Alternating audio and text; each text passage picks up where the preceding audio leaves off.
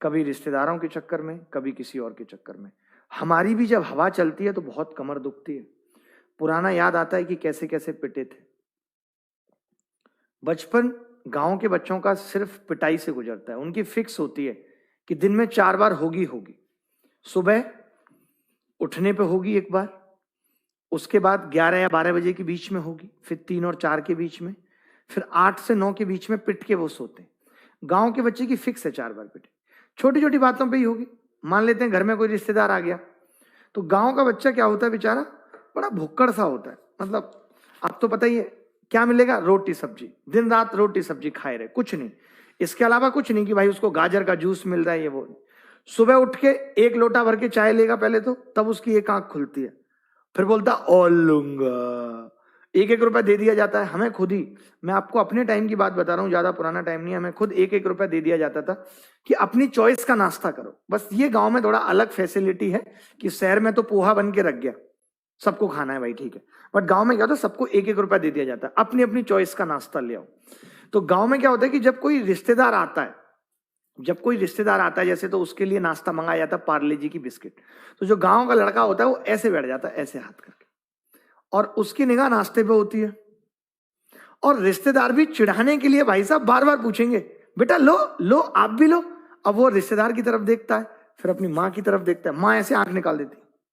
माँ को तो पता है कि यही बिस्किट का पैकेट उठा के रखना है अगले रिश्तेदार के लिए, तो वैसे आंख निकाल देगी, नहीं अंकल मैं नहीं लूंगा, अंकल नहीं, सॉरी अंकल नहीं मैं नहीं लूंगा। मन कर रहा है अंदर से कि भाई मिले बिस्किट, लेकिन नहीं। और रिश्तेदार जानबूझ के चिढ़ा रहे हैं, जबकि उनके घर की भी सेम कहानी है।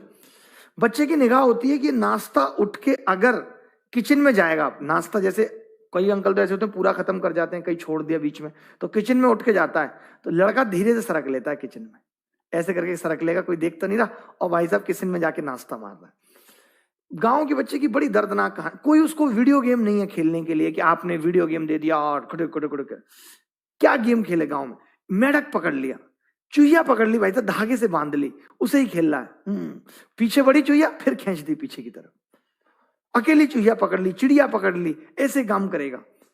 थकता नहीं है भाई साहब, मेढक थक जाएगा, भाई छोड़ दे अब तो छोड़ दे, हमें भी कुछ करना है मेढकी के साथ। तो बहुत अजीब ही लाइफ होती है गांव के बच्चों की। जगाया भी जाता है तो बहुत बेतुके और बदतमीज तरीके से उनको जगाया जाता है। सुबह सुबह भैंस डकराने लगती है उस तरीके से। मुझे बड़ा दर्द लगता है, अपनी उस पुरानी जिंदगी को याद करके मजा भी आता है, और कई बार जब मारें याद आती हैं कि कैसे कैसे पिटे थे, झाड़ू से लेकर के। ऐसा कोई हथियार नहीं होता, माँ के हाथ में चमचा होता तो चमचा फेंक के मार देती। हम तो सबसे ज्यादा पिटते थे, एक डंडा था हमारे घर में छोटा जिससे कुत्ते भगाए जाते थे, उस डंडे से भाई साहब जो हमारी पिटाई हुई है। कमर देखिए अगर मैं दिखाता आपको तो अंदर की तरफ झुकी हुई है, और गांव में जनरली आपको मिलेगा सबकी कमर अंदर की तरफ झुकी हुई है, क्योंकि रीढ़ की हड्डी पे इतने डंडे पड़े होते हैं कि वो अंदर की तरफ हो जाती है।